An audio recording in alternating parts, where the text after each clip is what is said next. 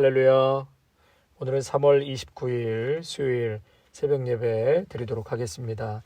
본문 말씀은 사무엘상 30장 1절에서 15절입니다. 사무엘상 30장 1절에서 15절 말씀입니다. 다윗과 그의 사람들이 사흘 만에 시글락에 이를 때에 아말렉 사람들이 이미 네겝과 시글락을 침노하였는데 그들이 시글락을 쳐서 불사르고 거기에 있는 젊거나 늙은 여인들은 한 사람도 죽이지 아니하고 다 사로잡아 끌고 자기 길을 갔더라. 다윗과 그의 사람들이 성읍에 이르러 본즉 성읍이 불탔고 자기들의 아내와 자녀들이 사로잡혔는지라. 다윗과 그와 함께한 백성이 울 기력이 없도록 소리를 높여 울었더라. 다윗의 두 아내 이스라엘 여인 아히노암과 갈멜 사람 나발의 아내였던 아비가일도 사로잡혔더라. 백성들이 자녀들 때문에 마음이 슬퍼서 다윗을 돌로 치자 하니 다윗이 크게 다급하였으나 그의 하나님 여호와를 힘입고 용기를 얻었더라. 다윗이 아히멜렉의 아들 제사장 아비아달에게 이르되 원하건대 에봇을 내게로 가져오라. 아비아달이 에봇을 다윗에게로 가져가매 다윗이 여호와께 묻자와 이르되 내가 이 군대를 추격하면 따라잡겠나이까 하니 여호와께서 그에게 대답하시되 그를 쫓아가라. 내가 반드시 따라잡고 도로 찾으리라. 이에 다윗과 또 그와 함께한 600명이 가서 부솔 시내에 이르러 뒤떨어진 자를 거기 머물게 했으되 곧 피곤하여 부솔 시내를 건너지 못하는 200명을 머물게 했고 다윗은 400명을 거느리고 쫓아가니라. 무리가 들에서 애굽 사람 하나를 만나 그를 다윗에게로 데려다가 떡을 주어 먹게 하며 물을 마시게 하고 그에게 무화과 뭉치에서 뗀 덩이 하나와 건포도 2송이를 주었으니 그가 밤낮 사흘 동안 떡도 먹지 못하였고 물도 마시지 못하였음이니라. 그가 먹고 정신을 차리매 다윗이 그에게 이르되 너는 누구에게 속하였으며 어디서 왔느냐 하니 그가 이르되 나는 애굽 소년이요 아멜렉 사람의 종이더니 사흘 전에 병이 들매 주인이 나를 버렸나이다. 우리가 그렛 사람의 남방과 유다에 속한 지방과 갈렙 남방을 침노하고 시글락을 불살랐나이다. 다윗이 그에게 이르되 내가 나를 그 군대로 인도하겠느냐 하니 그가 이르되 당신이 나를 죽이지도 아니하고 내 주인의 수중에 넘기지도 아니하겠다고 하나님의 이름으로 내게 맹세하소서. 그리하면 내가 당신을 그 군대로 인도하리이다 하니라. 아멘. 오늘 본문 말씀을 보면 다윗에게 또 다른 위기가 찾아왔음을 보게 됩니다. 우리가 인생을 살다 보면 한 위기를 넘겼나 싶으면 또 다른 위기를 만나게 되지요. 우리가 사는 동안 어려움으로부터 자유로울 수는 없는 것 같습니다. 신앙을 통해서 이 고난을 어떻게 넘어갈 것인가, 이 고난을 어떻게 맞닥뜨릴 것인가, 그 신앙인들이 이 고난을 바라보는 태도가 아닌가 싶습니다. 의지할 곳 없는 사람들처럼 그저 주저앉아서 절망하고 낙심하는 것이 아니라 고난 앞에서 문제보다 더 크신 하나님을 바라볼 수 있으시기를 바랍니다. 또 믿음으로 뚝심 있게 잘 견디고 버티고 인내하다 보면 하나님의 위대한 사랑과 섭리를 발견하게 될 것입니다. 다윗은 어제 본문까지 이 아기스 왕과 블레셋 사이에서 참 많은 갈등과 위기가 있었는데 그거를 잘 넘어왔고 이제 다시 시글락으로 돌아왔는데 또 다른 위기를 맞닥뜨리게 됩니다. 이 고국을 떠나 적국 블레셋까지 와서 사는데요.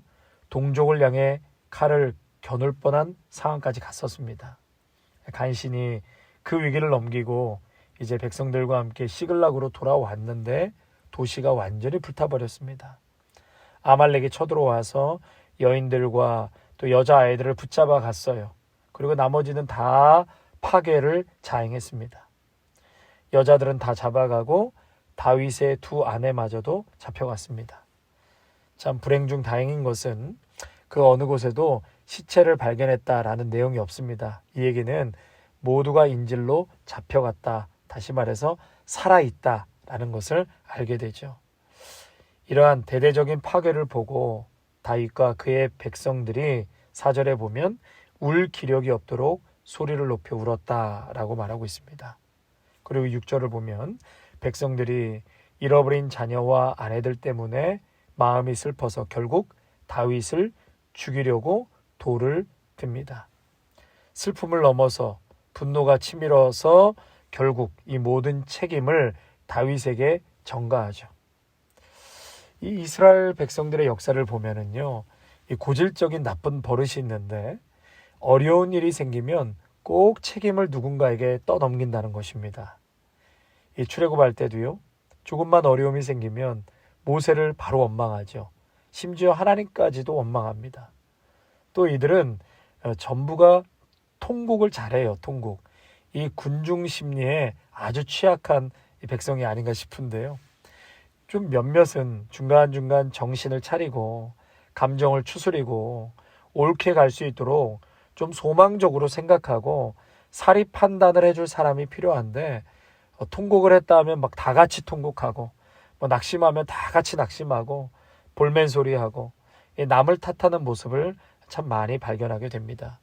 이 불평, 불만이 쉽게 고쳐지지가 않습니다. 성도 여러분, 이 믿음이 뭐지요? 믿음이 있고 믿음이 없다는 것이 무엇입니까? 믿음이 없으면 낙심합니다. 낙심하는 원인을 찾아서 불평하게 되고 또 남을 탓하게 되는 것이죠. 그러나 믿음은 낙심하지 않습니다. 부정적인 가운데서도 희망이 있는 것을 찾아 그 실타래를 풀어가죠. 절망하지 않는 태도가 곧 믿음의 태도인 것입니다. 이렇게 이스라엘 백성들의 나쁜 습관이 출애굽 당시 애굽 군대를 보고 크게 두려워하면서 모세를 원망하고, 그러다가 홍해의 역사를 보고 하나님을 찬양하죠. 하나님을 찬양하다가도 며칠 못 가서 언제 그랬냐는 듯이 물이 없어 원망하고 또 불평을 늘어놓습니다. 물을 주면 금세 며칠 또 좋아졌다가 애굽에서 먹었던 빵과 고기와 마늘과 부추가 먹고 싶어서 모세를 향하여 또다시 원망과 불평을 늘어놓는 모습을 보게 되는 것이죠. 또 민수기 13장을 보시면 이 10명의 정탐꾼의 보고를 듣고 이스라엘 백성들의 반응이 어땠습니까? 가나안 땅에 들어가기도 전에, 그리고 전쟁 한번 치러보지도 않고 온 회중이 소리를 높여 부르짖으며 백성이 밤새도록 통곡했다. 온 회중이 밤새도록 다 같이 통곡을 한 것이죠. 그러면서 모세와 아론을 원망하고 과거로 돌아가자, 과거가 그립다, 미래를 향해 가면서도 계속 뒤를 돌아보는 거예요. 그러면서 온 회중이 이번에도 갈렙과 여호수아를 돌로 치려 합니다. 여기서도 똑같이 돌로 치려 해요.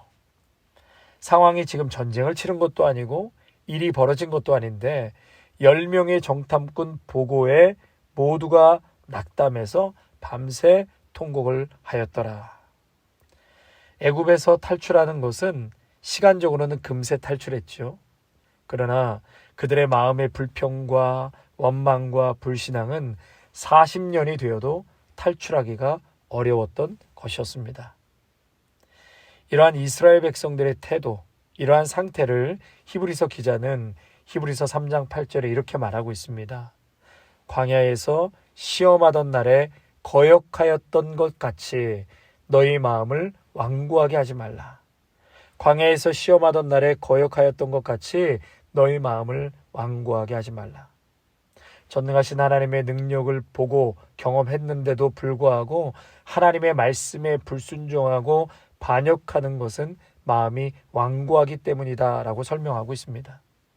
성도 여러분, 완고한 돌 같은 마음을 제거하고 부드러운 마음을 얻기 위해서는 성령님의 인도하심, 성령님의 역사하심이 있어야 합니다. 매일 자신을 돌아보고 회개 기도할 때 성령님이 역사하십니다. 성령님이 돌 같은 마음을 제거하십니다. 완고한 마음을 부드럽게 바꿔주십니다. 그러므로 성령님으로 충만하시기를 소망합니다. 마음이 완고한 마음을 태우실 성령의 불을 주시도록 기도하시길 축복합니다. 이러한 위기 속에서 다윗의 태도는 어떻습니까? 우리 6절 하반절 말씀에 백성들이 자녀들 때문에 마음이 슬퍼서 다윗을 돌로 치자 하니 다윗이 크게 다급하였으나 그의 하나님 여호와를 힘입고 용기를 얻었더라. 아멘.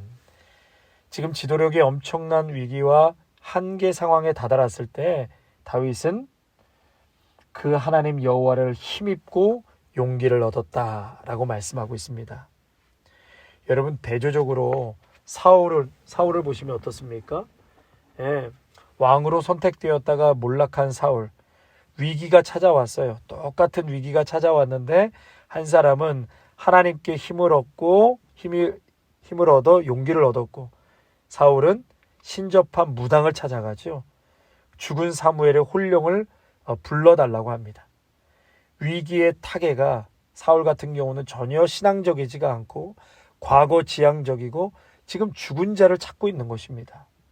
죽은 혼령을 찾았다는 것은 사울은 여전히 과거에 묶여 있었고 허망한 것에 마음이 반응하고 있다는 것이에요. 어둠의 영에 묶여 있는 그런 사울의 모습을 보게 되었습니다. 반면에 다윗은 지금 전혀 그 대답이 전혀 다르죠. 절체절명의 위기의 순간에도 예전처럼 다윗은 하나님 여호와를 힘입고 용기를 얻습니다. 성도 여러분, 우리에게 용기를 주는 다양한 것들이 있죠. 경제적인 여건에서 용기가 생길 수 있습니다. 돈이 있으면 자신감이 생기고 돈이 없으면 어깨가 축 늘어지는 것이 사실입니다. 옛말에 장사도 무일푼이면 무안색이라는 말이 있습니다. 아무리 천하 없는 장사라 할지라도 돈 한 푼이 없으면 용기가 없다, 안색이 변한다, 맞는 말이죠.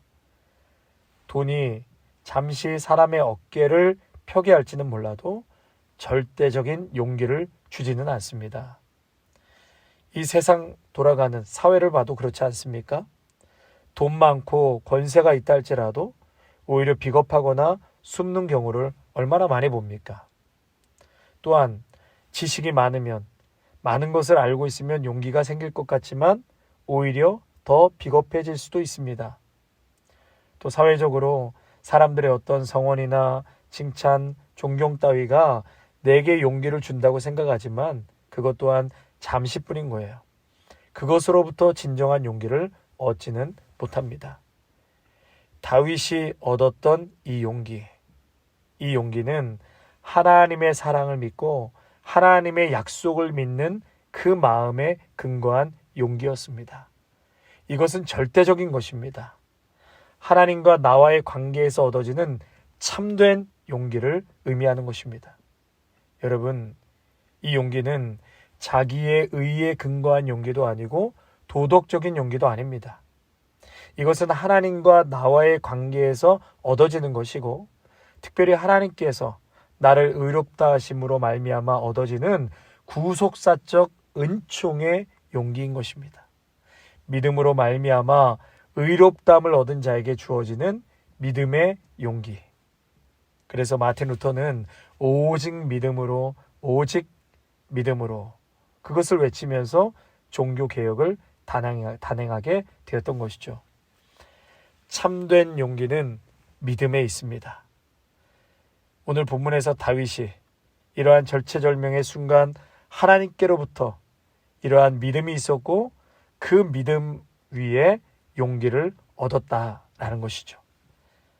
사도 바울은 이 빌립보서 1장 20절에 이런 말씀을 합니다. 나의 간절한 기대와 소망을 따라 아무 일에든지 부끄러워하지 아니하고 지금도 전과 같이 온전히 담대하여 살든지 죽든지 내 몸에서 그리스도가 존귀하게 되게 하려 하나니. 여기에서 담대하다라는 것은 헬라어로 파레시아라는 단어를 쓰는데요. 이 말은 담력이라고 할 수도 있고 용기라고도 할 수 있습니다. 그러니까 담대함과 용기를 같은 뜻으로 말하고 있는 것이죠. 그러니까 사도 바울에게는 충만한 용기, 아주 튼튼한 용기를 가리키는 그러한 단어로 말하고 있는 것입니다. 우리 성도님들 모두에게 이러한 다윗과 같이, 사도 바울과 같이 충만한 용기, 아주 튼튼한 용기가 모두에게 있으시기를 주님의 이름으로 축원합니다. 우리는 이 눈에 보이는 현상에 너무 민감합니다. 당장 손해인가 아닌가, 당장 칭찬을 받나 비난을 받나 하고 내가 지금 당하는 사건 하나하나에 너무 민감하죠.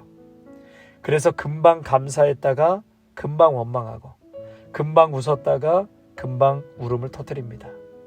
여러분, 우리에게는 이 모든 현상, 그 깊은 곳에서 이루어지고 있는 하나님의 큰 사역을 볼 줄 아는 안목이 필요합니다.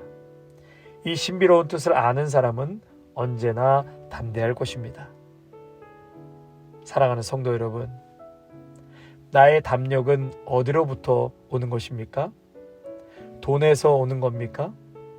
내 건강, 내 젊음, 내 자녀들에게서 오는 것입니까? 무슨 일이 좀 잘 되면 용기가 있고 또 잘못되면 이내 부끄러워할 것입니까? 큰일은 하지 못한다 해도 오직 믿음으로 부끄러움 없이 살아갈 것입니다.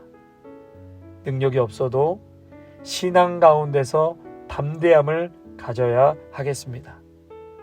사람들로부터 이렇다 할 칭찬은 받지 못한다 할지라도 하나님과 나와의 관계에서 진실한 용기가 있어야 하겠습니다.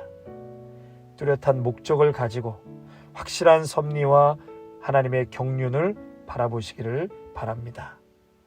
분명한 최종 승리, 최종 영광, 그리고 하나님 앞에 있을 영광을 바라보시기 바랍니다. 그러할 때 믿음 안에서 절대적인 용기, 절대적 담력으로 살아가는 그러한 복된 나날이 될 것입니다. 아멘. 하나님, 다윗은 참으로 큰 위기를 넘어 시글락으로 돌아왔지만 산 넘어 산을 또 만나게 되었습니다.